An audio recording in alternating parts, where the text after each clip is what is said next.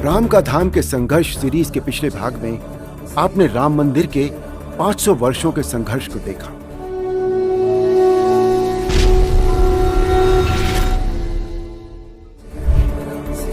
आज हम प्रभु श्री राम के मंदिर के लिए स्वतंत्र भारत में लड़ी गई संघर्ष की सबसे बड़ी कहानी देखेंगे। साल 1528-29 में विध्वंस हुए राम मंदिर को फिर से स्थापित करने की गूंज भारत के स्वतंत्र होते ही सुनाई देने लगी। 23 दिसंबर 1949 का वो दिन जब विवादित ढांचे में आधी रात को रामलला की मूर्तियां प्रकट हुईं। प्रशासन इससे पहले कुछ समझ पाता सैकड़ों लोगों की भीड़ रामलला के दर्शन करने के लिए उमड़ पड़ी। हालांकि तत्कालीन प्रधानमंत्री जवाहरलाल नेहरू ने मूर्तियां हटाने का आदेश जारी किया था, लेकिन उस समय फैजाबाद के तत्कालीन जिला मजिस्ट्रेट के नायर ने कांग्रेस सरकार के इस फैसले को मानने से इनकार कर दिया। नेहरू सरकार के फैसले को न मानने की कीमत के नायर को अपनी नौकरी खोकर चुकानी पड़ी।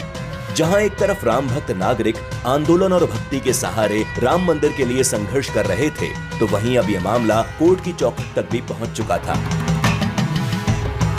इसके बाद 1986 में फैजाबाद कोर्ट ने हिंदुओं को पूजा की इजाजत देते हुए ढांचे से ताला हटाने का आदेश जारी कर दिया।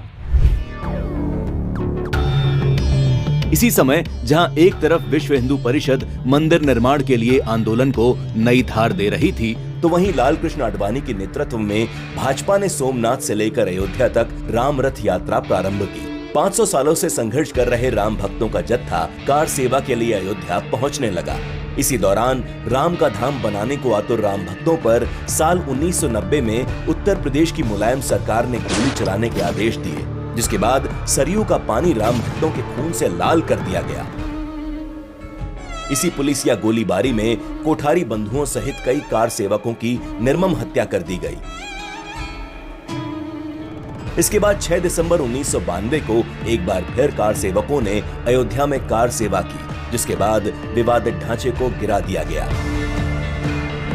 अगले करीब 30 साल तक ये मामला कोर्ट में चलता रहा और इस दौरान अयोध्या पर कभी आतंकी हमला हुआ तो कभी कांग्रेस ने राम सेतु मामले में राम के अस्तित्व को ही मानने से इनकार कर दिया। और आई फिर 30 सितंबर 2010 की तारीख, जब इलाहाबाद हाई कोर्ट की लखनऊ पीठ ने ऐतिहासिक फैसला सुनाया। इस स्थल को श्री रामलला विराजमान निर्मोही अखाड़ा और सुन्नी सेंट्रल वक्फ बोर्ड में बराबर बराबर बांटने का आदेश दिया। हालांकि मुख्य गुम्बद के नीचे जहां मूर्तियां थीं, उसे जन्म स्थान माना गया, वो रामलला विराजमान को ही सौंपी गई।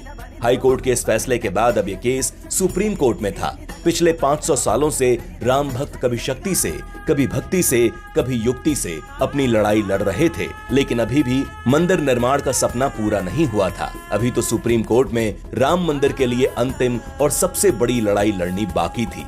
राम का धाम के संघर्ष सीरीज के अगले एपिसोड में हम बताएंगे कि न्याय के मंदिर में कैसे लड़ी गई राम के मंदिर की लड़ाई। तब तक के लिए जय श्री राम। राम राम राम बोलो जय